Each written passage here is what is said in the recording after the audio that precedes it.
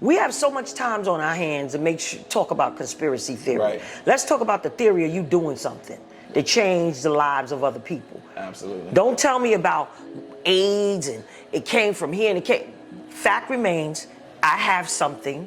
If I don't take my HIV medications, I will no longer be here. Right. I do holistic things. Right. So I had to be proactive. I'm not gonna go out there and tell people, oh, HIV don't exist. I would be dumb to do. High blood pressure don't exist. Right. But it is your duty. If you're walking on this earth, like they say, when you're born and when you die, there's a dash in between. What do you do with that dash? Are you gonna have people when you leave here at your funeral saying what greatness you did? Or are you gonna have 2 people at your funeral because all you cared about was yourself? Wow. So, it's very important. And we have so many powerful hip hop artists that can really put the message out there. Go to school. If you don't want to go to school, get a trade of some sort. Right. Be a better human being. Brothers, take care of your children. Even if you and the mother don't get along, take care of your seed.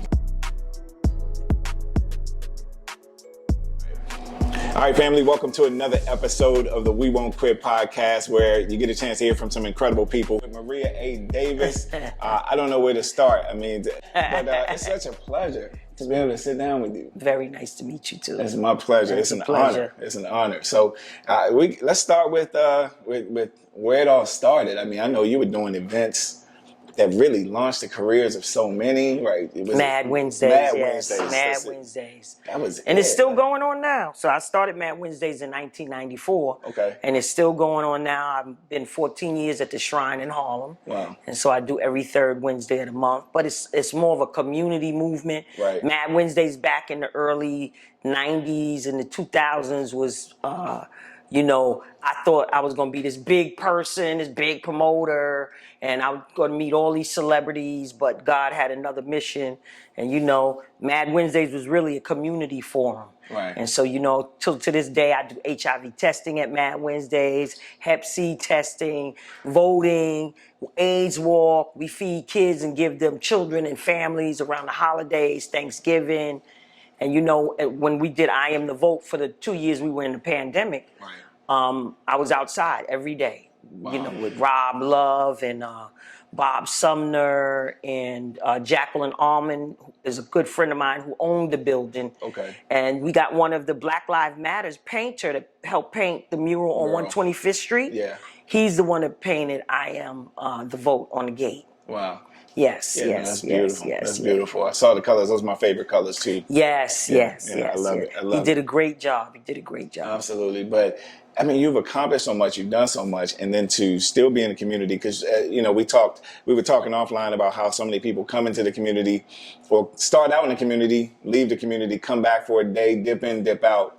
But you've been here, still giving, still leading, still doing what you do. Let's start with I Am the Vote.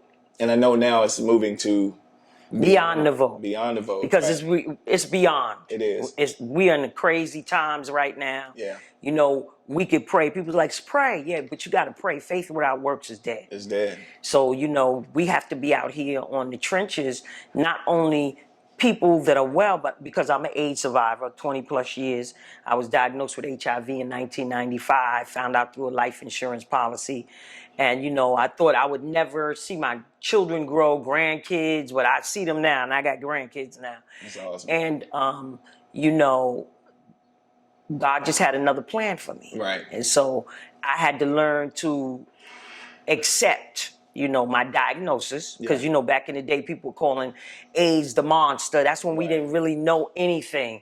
And I was infected in 1995. I found out I had the virus. And,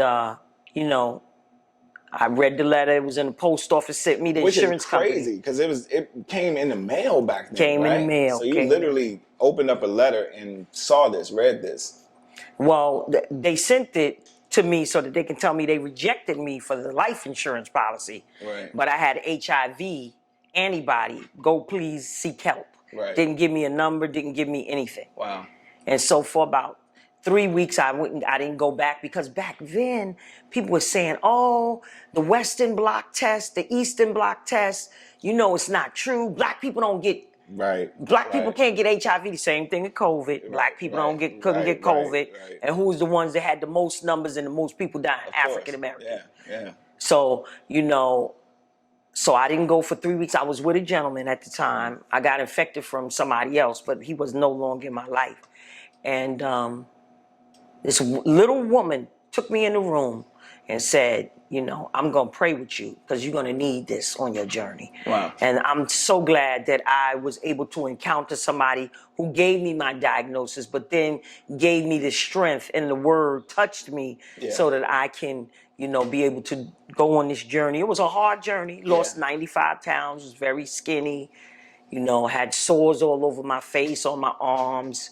And I was in very bad shape. But, I prayed God. I had very supportive friends, people who had family members that was diagnosed with AIDS that would give me, listen, go see Dr. Sabi. Yeah. Dr. Sabi, good friend of mine, Jacqueline Rowe, called Dr. Sabi. She paid the consultation fee because I couldn't work because I was too sick. Wow. And she paid the consultation fee for me.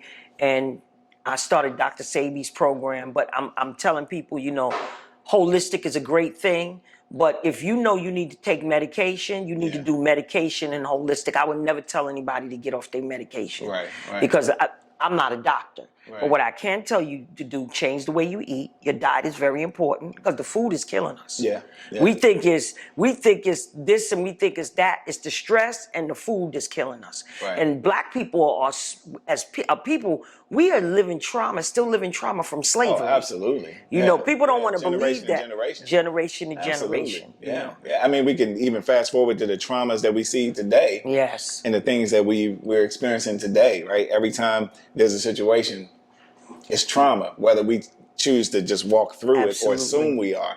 But I mean, back in 95, that was the year you got your diagnosis? Yes. Like, it was not even, Magic Johnson was like the only person. So, that we kind of Arthur Ashe, maybe. I can't remember if that was the year or right around that time.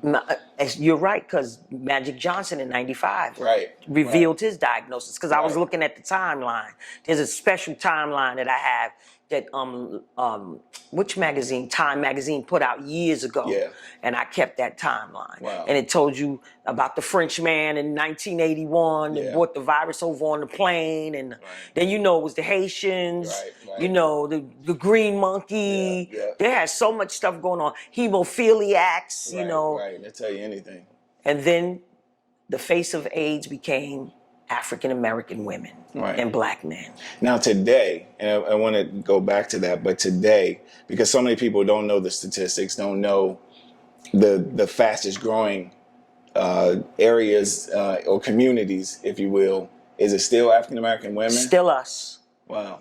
Men who have sex with men, African American women, and seniors. Right. That's what blew me away.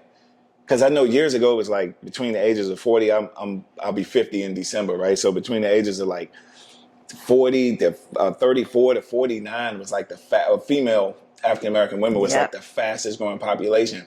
But it's not talked about as much. No, not at all. It's like we've forgotten. Right. COVID has taken over everything. It has. So people don't go to the doctor anymore. They scared, and I understand that. Yeah. But put a mask on and get the tests that require you to stay healthy. Absolutely. So if it's a colonoscopy, if it's prostrate, if it's making sure your diabetes is under control, your high blood pressure is under control, you have to go and see a physician. And we still have not caught up. From the people that did not go to the doctor during the pandemic, they still haven't gone to the doctor now. Right. And we need to get that message out there too. It's important for you to take care of yourself. Yeah. Because COVID didn't attack us because we were Black people. COVID attacked us because we had a lot of health disparities. Absolutely. Immune system toe up. Our work ethic, right? I mean, we're on the front lines. We're the essential workers. We're the folks who, again, carrying that stress. Yes. And then the foods we eat, right? Amazing. But so a lot of folks, it was a death sentence, like for them. They literally just shut down and people around them shut down. So I love the fact that you said you were able to connect with someone who didn't just give you the diagnosis, but prayed with you and then, was proactive in telling you what you could do to not only sustain your life, because you look amazing. Obviously, walked in here, lighting up the entire room. I mean, it just light up the entire room. But now you've been able to help. I mean, do you even know the hundreds of thousands of people that you've been able to help just through social media, through the vote campaign, but mainly just because you're a walking testimony? Do you know how many people, or I can't imagine the testimonies that come to you or the thank yous that you get. Well, it's the same with you and the work you do. Thank You you. know, we'll never really know the impact that we've had from us doing the work that we do. But I get so many young women that come to me and say, I used to go to Mad Wednesdays. Oh my God, you were so awesome. Thank you for your leadership. Or they say, oh my God, I loved you on Reasonable Doubt because you were talking some real stuff. Yeah. You know, we have to go to places and act properly. That's why I always had Mad Wednesdays at Sweetwater's, Esso's, Country Club, Planet 28. All these places that were nice places where you could sit down and eat. Because every time I went to a hip hop showcase or event, it was always in some dark, dingy place. I said, but the evil come out in the dark. So I brought the hip hop artists to the light. So I had Jay-Z lived in Sweetwater's. Sweetwater's was a very nice place. Whitney Houston, a friend of mine, Shelly Brooks, and her partner Jean. Those are the two that got me to start Mad Wednesdays at Sweetwater's, which was on 68th Street and Amsterdam Avenue. It changed the look of hip hop. Yeah. Like you said, from it being something that's, you know, you're thinking dark, underground, to really being, no, we're everywhere. Like being in the light. In the light. Yeah. Right. And being proud, you know, this is the culture, this is who we are, this is what we are. But the one thing that I wish the hip hop artists would think about is the messages that they're putting out in their music. Absolutely. You know. Absolutely. Yeah, we had certain artists. We had Luke. But it wasn't a plethora like it is now. Yeah. Everybody's talking about gold, chains. You know, all the different cars. Yeah. Do you know what that does to a young person or to a person that's trying to achieve something in life? You showing them all of these materialistic things, but you're not showing them this, and you're not showing them this. Because Jay-Z, he worked hard for what he did. That's the stuff we need to be talking about, the work ethics, you know, not quitting. And staying true to who you are and what you do and what you believe, and attach it to something that's advocacy. You can't just want to be here for you. You have to want to be here not only for you, but touching people and giving them an opportunity and great resources to be the best persons they can be. So to be such a historian, to be the godmother of hip hop, to be relevant today, like you're still fighting. You can feel your conviction, you can hear it, just all of it. But to know that you played such a vital role in the foundation of it, like, how does that feel? Do you even sit back and think about it like, yeah, that was me, like I did this, or I was the person who was around to help put these folks on, and then, you know, be a big sister, or in some cases a parent, to say, no, this isn't how you need to move. You need to move this way. Because you're still doing it today. But do you ever sit back and think about like what you've accomplished? No, maybe when people come to me and say it, like somebody met me the other day, they was like, can I call you Auntie? And I said, absolutely, everybody does. And they said, your new name is Auntie Activist. So now that's one of my hashtags too, Auntie Activist. Yeah, you're gonna have to get that. Let's lock that down on IG for Maria Davis right now. Like, we're gonna lock that down on Twitter and everything. Like, absolutely. Auntie Activist. So, you know, just even Mad Wednesdays now, all the young people are coming through Mad Wednesdays.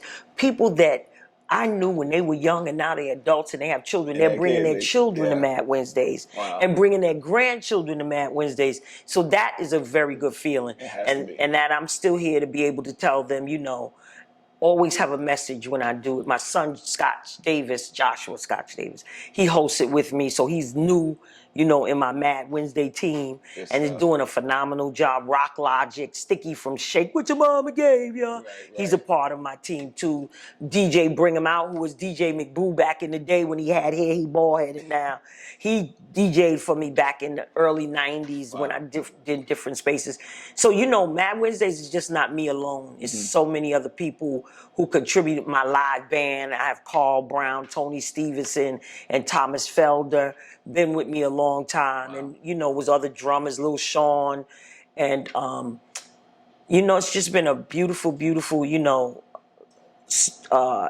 I guess, movement. Yeah, because it was, and it is. It's a movement. for me to be able to get people registered to vote during the Right. pandemic. So talk about that, because people, they obviously mail-in voting and is a way. I have a daughter who's 22, just turned 22 last month, right? Or depending on when this airs, but she's 22 and senior in college. And so her mail-in vote just came, and she was in the booth with me in '08. Like, I That's let her right. push the button. That's but, right. Like, That's literally, I right. don't know if Bring your that's illegal or kids. not. But Bring your kids. right, yeah. When you vote, bring your kids with you. Absolutely. So let her push the button to vote for the president in '08. Barack Obama. And then on the other side of that, Maria, I was able to. We talked about Petersburg, Virginia, family there. In 2012, I voted. My grandmother was 96, and I was able to drive all the way down to Petersburg, Virginia, to help her vote.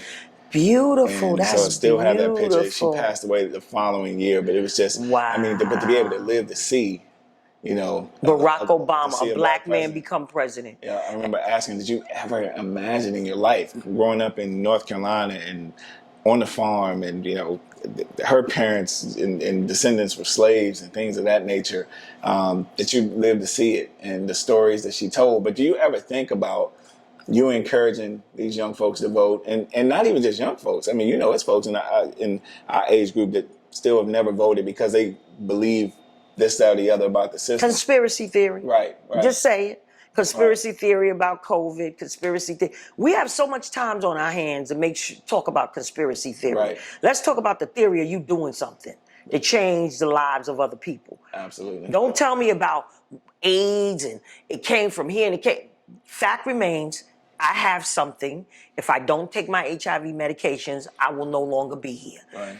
I do holistic things. Right. So I had to be proactive. I'm not going to go out there and tell people, oh, HIV don't exist. I would be dumb to do. High blood pressure don't exist. Right. But it is your duty. If you're walking on this earth, like they say, when you're born and when you die, there's a dash in between. What do you do with that dash? Are you going to have people when you leave here at your funeral saying what greatness you did? Or are you going to have two people at your funeral because all you cared about was yourself? Wow.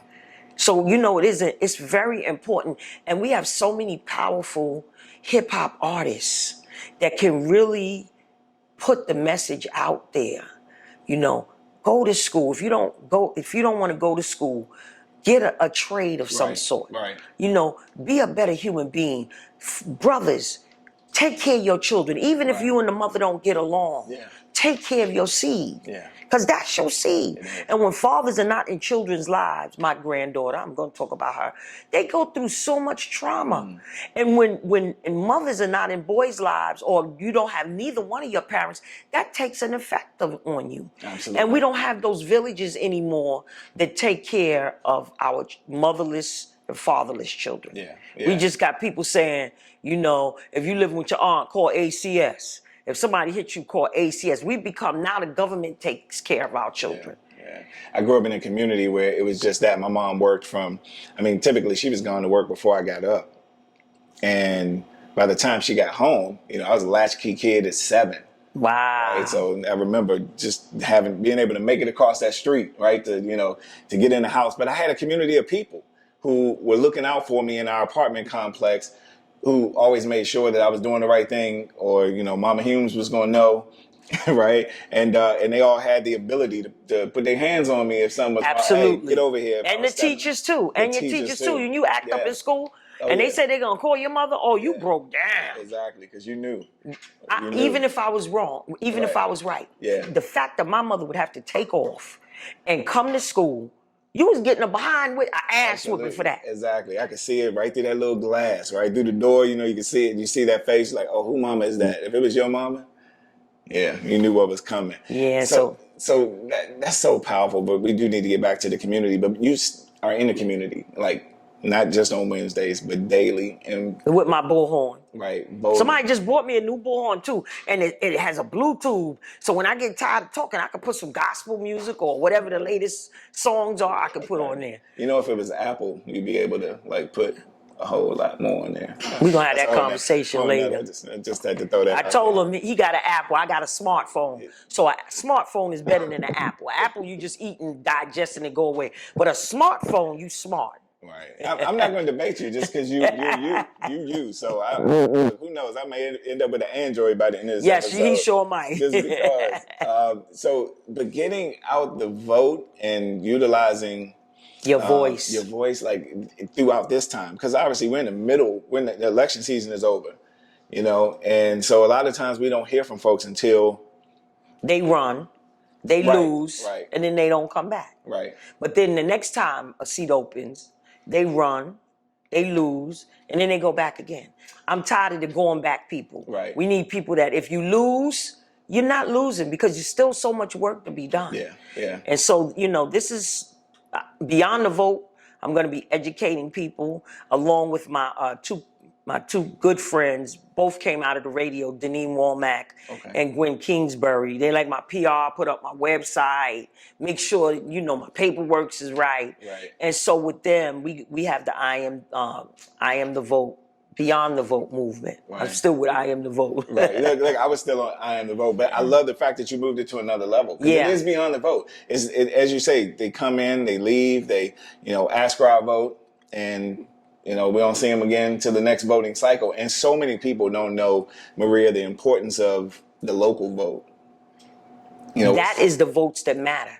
That's Exactly. the money in our schools, the money for our hospitals, the money for our after-school programs, the money for our senior citizen programs, the money for community, and that is why you need to vote local. But you know what I'm tired? I'm tired of the people, because I work early voting. Right. So now we have early voting in New York. So our primary is on June 28th. Okay. But 9 days before that, they have early voting, giving people the opportunity. We late on that because the other southern states have been doing early voting for a very long time. Right. New York's supposed to be on top of their game, and we just doing early voting. Right. And people need to stop coming to me in the booth saying, who should I vote for? Really? Whatever candidate is running, you need to be listening to their debates. You need to be Googling them and finding out their information, calling their office, asking to see them, asking questions. You should never get to the booth and ask the person that's standing there that really can't tell you who to vote for, right. who to vote for. Yeah. That's where beyond the vote, that's where you need voters education. You need to be understanding about who the candidate is and do they represent the issues that plague your community and that you're concerned with. Right. And is there a fight to help assist that community? Yes. And assist the things that are important to you? Yes. Because perfect example, they go on bail reform. New York City, we're supposed to be closed down Rikers Island, which they need to do. Right. And bail reform. So people keep thinking that bail reform is about letting criminals out of jail. The word reform throws everybody off, right? Police reform, bail reform, anything that has reform. But I think the thought process is that it's taking something away. Absolutely. And that's not what it is. That's not. Bail reform is for those people who steal a loaf of bread or who have small crimes that they've committed or misdemeanors, not even a crime, a misdemeanor. Yeah. And you give them a $5,000 bail to get out for small. Now, misdemeanor could be a parking ticket. Thank you. And trust me, I got a 22-year-old daughter in college. I hope she's watching because I get all them parking tickets that come in the mail. But she's amazing. But again, just looking at like Ferguson, whenever the DOJ steps in, and after Mike Brown that situation, DOJ stepped in, and what they found was how many in that community were in the criminal justice system, right? Simply because of a parking ticket, a meter ran out, and then you find out that, and this is why local voting is so important, that judge is, he's invested in the prison industry, right? All of this came out, so it's nothing that's new. That's right. 68% of the officers don't live in that community, don't look like that community. So all of those things happened. It was one young lady, Maria, that I was reading about, who had a parking ticket. She couldn't afford to pay it because they tacked on a fine. Right. She had to spend a day in jail. So because she spent the night in jail, and she had to come back the following weekend, right, and pay the fine. She couldn't afford to pay the fine. Now she has to come back 3 days. She's lost her job. So she's constantly behind because she's paying all these fees. And that's how, and when you think about that from a standpoint of bail reform, Yes. those are things that need to be reformed. That's what bail reform is about. Thank you. Taking the small things Yeah. and not making them so big. Like Rikers Island. I don't understand. When somebody told me that Rikers Island was a holding, I said, a holding? But they got people in there, been in there for 5 and 6 and 7 years. Right. What do you mean holding? Yeah. So Rikers Island is just supposed to hold the person until they go to trial. So Rikers Island shouldn't even be as big as it is. At all. So But that tells the story right there. Right. So where's the checks and balances? Right. There's nobody that looks at the paperwork and say, you know what? He just was in the store and he stole something. Why is he still here 5 years later? Browley, the young man that hung himself. Yeah. Yeah, I was thinking about that. Yeah, Khalif. I was thinking about that story. It's a great documentary for those who haven't had a chance to watch it. Great in the sense of the information. Obviously, the outcome wasn't. And we're talking about those who may have committed a crime. A lot of it, and you know, like I do, is alleged. It's alleged. Well, his was, he stole somebody's laptop, somebody's bag, backpack. Right. Never found the backpack. Right. Supposedly, and never found the person that made the complaint. While he's walking, officer stops him and says that. And obviously we know the story. How many, just tens of thousands. How many people if not hundreds of thousands. I just forgot there's 2 people that just was released from prison. Both of them did like 20 years and they were innocent. Yeah. But the DA had the information. It was told to them, but they never looked at the information. Right. And see, this is where Beyond the Vote. This is where Beyond the Vote is going to work. So important. So I hope folks are really understanding the correlation of getting the information, because you're not just saying, again, who to vote for. You're not saying how to vote, but you're saying what's important about voting, why it's important to be able to impact your community and make the changes. Well, I tell people, when you don't vote, you still vote. Right. Then the other person is going up against the person that you didn't vote for. Yeah. They get to win. And that's what it is at the end of the day. And if you don't vote, you don't have a voice. And if you don't have a voice, that means you don't matter. I would not be on this earth walking around not mattering. Exactly. I want to matter. Right. So that's why I take things, whatever it is in my hand. During the pandemic, seniors couldn't get on the computer because they're not computer literate. Right. My mom didn't have internet. I have vaccinated almost 500 seniors. Wow. During the pandemic. And then I got them, so I was set up. People would call me. I worked with the National Black Leadership Commission on Health with Melissa Baker, and then my church, First Corinthian Baptist Church in Harlem, and Michael A. Walren. So we have the HIV/AIDS health ministry there. And people would call me, Ryan Health, my good friend Charles Shorter, they would call me and say, listen, we got slots. And so it started at like 4 or 5 slots. And they would call me and say, Maria, we have 30 slots. Wow. And I would call once one senior knows, right. They got a like senior back line. So then all the seniors started calling me saying, can you make me an appointment? Can you make me an appointment? And I had to follow through. So they got either Moderna or they got Pfizer. Right. So after they got their first shot, then I still had to call them back and say, listen, you got to go back for your second shot. And in some instances, getting them a ride to and from. That's the point. That's what I mean by just for this, directly the lives you saved, right? Not just help, but people whose lives you saved, but indirectly, it's, that's the matriarch of somebody's family, the patriarch of somebody's family. That's right. That just didn't have the resources to be able to get that information. That's right. Or to be able to get that done. So. And then some of them, they wanted their grandkids. So I got grandkids vaccinated. Some of them, kids that was going back to college, I helped their college children get vaccinated. Right. Yeah. So that's still a Mad Wednesday movement. Right. It's a community. It is. And so, my non-for-profit is Can't Be Silenced. Can be silenced. And that means I'm not going to shut up. I'm not only for HIV and AIDS, but for any disparity. Gun violence is so big now. Right. And our young black males, 15 and under, carrying guns and shooting. For what? Where are they getting them from?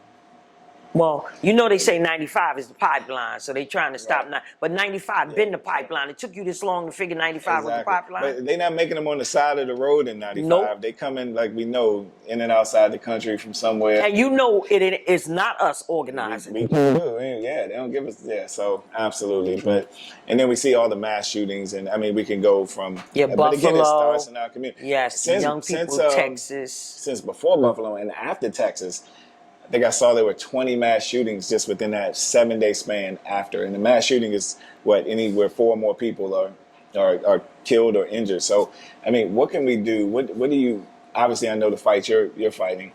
What can the masses do locally in their community? Because we have folks watching from all over the country, even outside the country. But what can they do, or what would you encourage them to do in their community to really just assist in some way, shape, or form? I mean, obviously we're going to pray because that's what we do. Absolutely. Prayers, prayers. But as you said earlier, prayer without works is dead. Faith without works is dead. Faith without works is dead, right? Prayer, faith, all of like all of it. So you gotta do something past that. What would you tell them to do? Where do they start? Well, first you can start if you have males in your own family, whether it's your nephew, whether it's your niece. You know, the neighbor next door comes and hang out with your kids, and you need to be talking to the neighbors next door kids. See, we got the new mothers now. You know, the old mothers, my kids, any of their friends, I knew who the mother was. Yeah. I knew the numbers. I knew everything. Yeah. My children didn't come in, walk in my house with no secrets going on. Yeah. And so as a parent, too, you have to be proactive. I am not here to be my children's friends. I was here to make sure that they got the right nurturing and that they had the right upbringing, that they can function on their own. Yeah. That was my mother's job and my father's job, your mother's job and father, and our grandparents' job. Yeah. And we instill values in them. Yeah. And morals in them. And so this is what we need to instill and start at home, and then have conversations with the young people in our community. You know, people are hurting. People are angry. Yeah. People feel left out. People are using social media as their friend. Yeah. People are looking for likes, you know. And the people that's on your social media that's liking you, they don't even know you, so how can they like you? Mm. Right. So my thing is, don't focus on the likes and putting on your business on social media. Focus on who God created you to be, making sure that you give love to yourself. Because those people out there in the world ain't kind. And we see this through the hip-hop artists. Somebody said something negative to Cardi B about her children. And she said, I'm going to take deactivate my Twitter. Right. But you expecting these people to say nice things to you? Right. Yeah, they love you when you're on the top, but they're your biggest critic. Why should Twitter be your critic? Why should Facebook be your critic? Why should Instagram be your critic? They don't love you. These social media people, this social media thing is not a love thing. Yeah. It's for business. If you want to get your business out, you want to get a word about your business, that's fine. My friend's like, I was sick. My girlfriend, I was sick. How am I supposed to know you sick? Right. I put it on Facebook. You think that I look on Facebook to see who's sick? Right. You think I look on Instagram to see who's sick? Right. Or that your parent, mother, father had a funeral and I should have looked on Facebook? No. If we friends, you should have called me and told me. And that's banking on the fact that the algorithm's going to all of a sudden work. I was just telling somebody, there were like a group of people that I know I follow daily that I just realized I don't see anything from them. I haven't seen anything because we don't control the algorithms. Right. And so once you put it up, what they want you to see. They don't want you to see, hey, let me check on this friend or check on that friend. They want you to see what they want you to see. So most folks may not even get that information. So, it's very unfortunate that Black people, our people, we are sensationalized. Everything is about what's the next challenge, dance challenge. Right. Everybody's fascinated with what's going on in Yandy's life and love and hip hop, or what's going on in so-and-so's life. That you're not even focused on what it is that you need to do. Right. Because they live in their life however they live in it. Yeah. But you got to make sure you live in yours and living it to the best of your ability and taking care of your children and your community. That is what you need to be focused on. Not what's on social media, not what's going on with the neighbor next door, not disliking the hip-hop artists because of this. And some of them need to stay off Instagram and Twitter themselves. Exactly. I don't need to know that you bought your children a $350 chain. Right. That's crazy. You don't need to. Why do we need to publicize? Because that lets me know you still traumatized from slavery. You know why? Because you got to show the world what you have. Right. Because rich people don't do that. No. Do you know the cars that Elon Musk drive? Not at all. Not at all. Do you know the cars that Magic Johnson has? Never seen him. Never seen him in the car. So why do we need to Unless it was a let the car world commercial, see? unless it Right, was advertising and right. getting a big check for it. That's You it. don't know You're what right. Shaq is doing No. Right. or Zuckerberg. You Right. don't know how many cars he has. Right. You don't even know how rich he is. Yeah. Because we don't see their lives Their like that. focus is to pull us into, to do this, that, and the other, right? I mean, social media does just that. I remember when MTV first came out and they were interviewing the founder, president, whoever was running it at that time, and he said it. He said, "I will control the way young people think, the way Somebody they told me. vote, Somebody their told me sexual that. preference." I mean, it was this documented because of this station, and that's what television does. I say it all the time. It allows us to see. It tells us a vision of how somebody else is living their life, good Yeah. and bad, and it's not always factual. Unfortunately, not in this reality TV setting, and people really take that word reality and think that that's their reality. And they think that that's what. And you know, I'm not even going to say I love. I love that these reality TV shows keep our black people working. Mm-hmm. But what I don't like is the negativity that The comes narrative in. they're able to, and especially on black men. Yeah, yeah. When was Peter Guns, right? Yeah. When he was on the show, Yeah. and he had Nina and the other woman that he was dating, and it was always a mess. I hated every time. Yeah. It just taught him demasculate.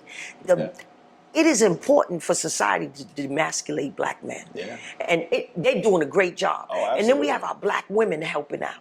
Right. If we don't have nothing good to say to our black men, we should not be saying nothing at all. And we should not be telling anybody anything else bad about our black men. Keep it to us. Because you don't see the other colored people getting on social media talking bad about their people. Right. It's only us. Yeah. You think that's by design? Of course it's by design. Right. I mean, you've seen it. You've been around. You've It's been by around design. the billionaires, folks who are now worth billions. You've watched folks' careers and assisted their careers like nobody else in that facet.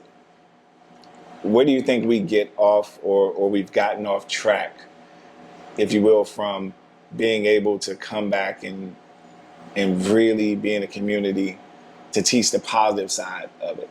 Like, I love Jay-Z's legacy. I love the when he talked about buying art, when he talked about his mistakes, when he talked about, and there's several others who have done it, but no one to that degree, to me, that I saw, who said, look, I should have had this, I should have bought in Dumbo, like I should have did this art appreciated, I can give this to Blue. Like, where do you think that, where we can change the narrative and the message, or you're doing it weekly, you're doing it daily. What could someone like myself with the platform do more of? Just keep doing this. Yeah. And then also offer resources, which I know you do. It's the resources. It's the resources. You know, whether it's a small resource, like I just got my second dose of my shot. Mm-hmm. And so as soon as I knew I could get other people in, I called people up. I call the seniors up and say, you ready for your second dose? Right. And that small thing that they don't have to think about. Right. Oh, I have to go to the drugstore. I have to make an appointment. I set it up and they just get there. Yeah. And most of the time, they family members take them there. Yeah. So, or if I hear about some job opportunities, I call young people or let people know about the job opportunities. We're just one person. Right. And one person can impact the whole nation. Absolutely. And we don't need big groups or organizations and the funding and all that. That's a great, great, great, great, great thing. But we don't need that. No, we never have. Need the hug and love. Yeah. Yeah. Hug and love. Yeah. And love and give resources. Absolutely. Not just tell somebody, this young man that just got an award. I just spoke at the Urban Angel Award, which was the New York, it was the New York Theological Seminary, and Reverend Lakeisha Warren, and Dr. Reverend Lakeisha Warren, she is the president. Okay. So in 112 years, she's the first black woman and black woman to run this organization. So they had the Urban Angel Awards, and I got to moderate between Dr. Shosky and a woman named Karen Scott. two black. He's Indian and she's an African American woman. And it was just like so amazing that the work that these people are doing that really impacts us. So what can we do? We have to be the voice for the voiceless. We do. And we have to, and like I said, the young man said at the Urban League, I'm so mad that I cannot remember his name, at the Urban Angel Awards. He said, we love people. We like giving love. He said, giving love is great. Praying for somebody is great. But how do you give them the resources? So what they did, they had a master's program at Sing Sing for 40 years that's been going on. So now the money that they made on Thursday at the Capitol will now be to underwrite the program that's going to go in Bedford's women facility. Wow. And so they had some of the men there that graduated from the master's program. I was so excited to see brothers and getting their masters. You know, and that the New York Theological Seminary, it will help these, and they were all black men. Oh my God, it was so powerful. I bet it was. And you know, now they're going to go into the women's facility. So I had to connect healthcare and addiction, how it's connected to incarceration. I don't even have to tell you that because you know how it is. You know, people don't have resources. You know, people feel like that they're not worthy and that they can't be important. And so what we do is we turn to drugs, we turn to alcohol, we date people that don't matter and that don't matter about our lives, but what they're concerned with is getting something for themselves. And so I am so excited that this master's program is going to start at the Bedford Women's Correctional Facility. And, you know, that is so important. It is. You know, the one thing, you know, if you educate a black man, and you educate a black woman, sky's the limit. Sky's the limit. And then you give them their tools not to go back. You know, recidivism is big in our community. Huge. Because when a person comes out, male or female, child, youth, when they come out, we ostracize them. We punish them. They already did their time. And now we punishing them again. We don't want them to forget that they went to jail. That's not what we're supposed to do. Because to me, you know, I believe in Jesus. I believe in God. Whatever anybody's, you know, whoever they follow, follow somebody though, bigger than you. And Jesus never walked around saying, oh, you incarcerated, you ain't down. Because of his 12 disciples, if you think about his 12 disciples, they was thieves. They were the motley crew. Jesus picked 12 people who were not perfect. There's a book called 12 Ordinary Men. And they weren't perfect. So if they weren't perfect, we're not perfect. Absolutely. All of us are imperfect. But we strive as we live here. Like people say, oh, are you saved in the after death? I'm so glad I have Pastor Michael A. Warren, senior pastor, 1 Corinthians. Like, how do you know you saved? How do you know you saved? And people are like, are you saved? Are you saved? How do you know? Who told you saved? Because somebody's an ordained minister or somebody know a little more Bible than you and they tell you you be. Jesus, to me, he never asked that. He said, do you believe? Wow. That's what all Jesus ever said. Do you believe? Then if you believe, and not only believe in me, but you got to believe in yourself. The man at the pool of Bethesda, and he kept saying every time I try to get the pool and get healing, people push me out the way. And then Jesus came along and said, pick up your bed and walk. Not go to the pool, because the power wasn't in the pool, the power was in your belief. In you. Do you believe? Do you want to walk? And that's all it is. Do you want to save lives? Do you want to be active in your community? People say, how do you become an activist? You just get out there and you say something. Say something, right? That's that easy. Do it messy, do it ugly. You don't have to have 12,000 people behind you. If it's just you and one other person, if it is not that one other person, it could just be you. Just start. Care, compassion, wanting people to live, wanting people to eat, wanting people to be well. That is what we have to do. That's what the movement, our community is about. Absolutely. Wanting people to be well, being the best individual person, human being that they are, and know that they are loved. And looking in that mirror every day and said, in my imperfection, I am the beloved of God. God's spirit rests in me, and God finds favor. In me, God finds favor. And that's what we got to get to the point of. Knowing that God created you for greatness. Not me, I didn't create you. Other people didn't create you, but God created you. And there's something for you to do. And try to find that purpose. Absolutely. Absolutely. It starts with look, I don't even know. This could go on and on. I think I'm gonna end Yes. up with an Android, people. I need to be smarter, so I'm gonna have to get a smartphone. Maria, I can sit down with you for days. Yes, Like, and I got to have you on my podcast. I can't Yeah, I wait. have a You Can't just Be Silence podcast. can't be silenced. I'm there. Yes, on You Mondays. just tell me. My best friend and the co-founder of my nonprofit, he and his wife, they have the self-talk experience. You can see the shirt. Yeah, I And like everything that. that you're saying is about talking good to yourself, right? The things you say to yourself about yourself dictate who you are, and what you become. And so, yeah, it says talk good to yourself. And I can tell not only if you continue to talk good to yourself, but the fact that you continue to spread that message to so many people. And even when I don't feel like it. That's so key. Even when you That's don't so feel key. like it. Yeah. And I want to give a big shout out to LaToya Parker. She has Unlock Your Dreams. Shout out to LaToya Parker. She was the first one that gave me my award for doing the work in the community. Absolutely. So Unlock Your Dreams have been doing great work in the community. I watched them in 2000. It was 2001. Feed 2001 people. Yes. In the community. Yes. Like literally, yes. Homeless folks, bringing them in limousines to restaurants, sitting amongst patrons. They say we're feeding 2,000 people. Started out with 200 and then another couple hundred here in the rain. But yeah, shout out to Unlock Your Dreams. Yeah, Unlock Your Dreams. All the different events that those two, that LaToya Parker, Shanice Starr, that they do. But wow. Yeah. I mean, to be the godmother of hip hop, and you have so many stories there to obviously have changed so many lives through what some would say, death sentence. Right, something that was happening to you, but it happened for you to be able to change so many other lives. Yeah. Because you look amazing. You sound amazing. Your message is amazing. And you have blessed us today. It is such an honor to be able to sit down with you. Can't wait. Okay, I need my invitation now to the podcast so I can be on. But ladies and gentlemen, it's another episode of We Won't Quit podcast.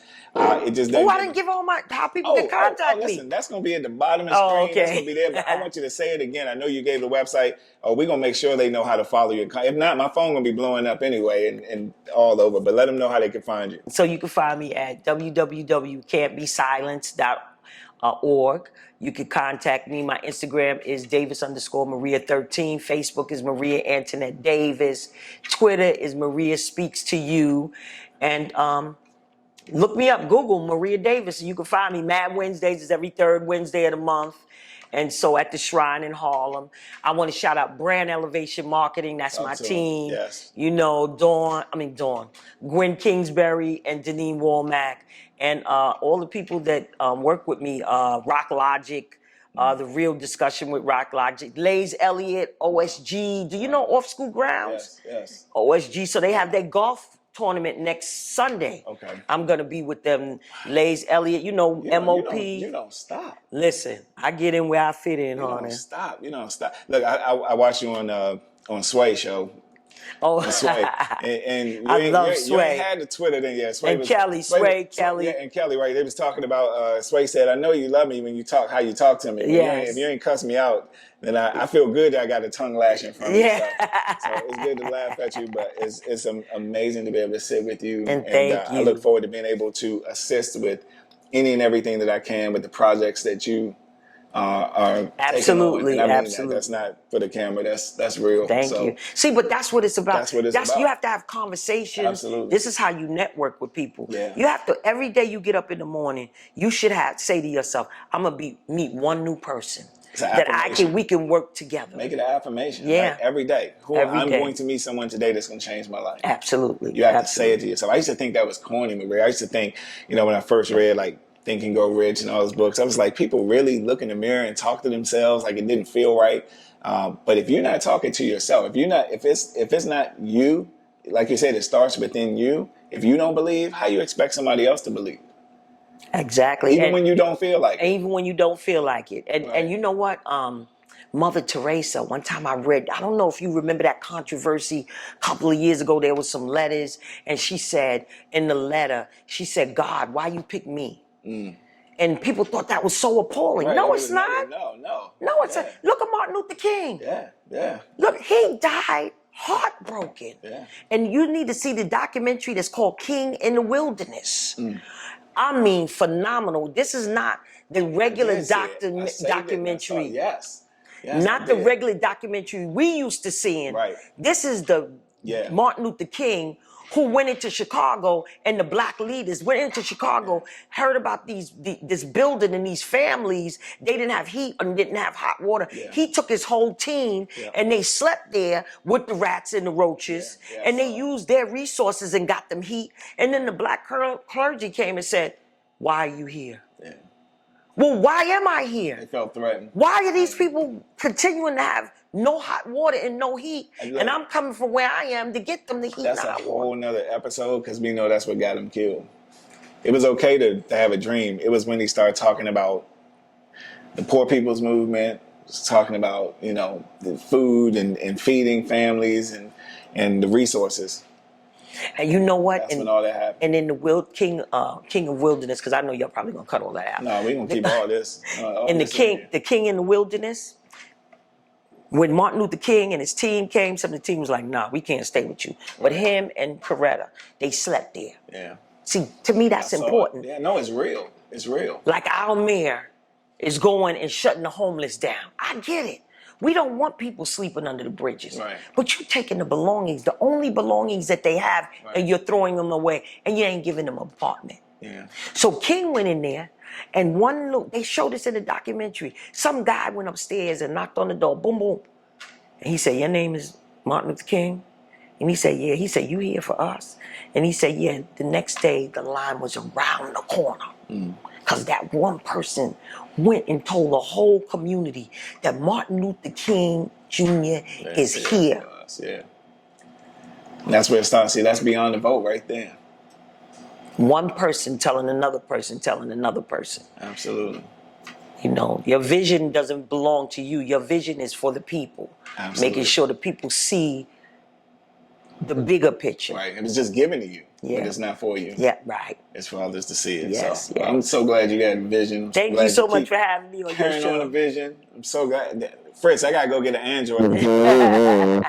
I'm sold. But and shout out to Fritz behind the camera. And LaToya over there in the corner. People we can shout out, but it all starts and ends with you, because Yes. we're so grateful, and I appreciate this time more than you know. Thank you. Absolutely. All right, family. We'll see you again soon. We Won't Quit Podcast. Take care. Peace. Hey, family, did you know that the things you say to yourself about yourself would eventually determine who you attract and even what you attract for ourselves?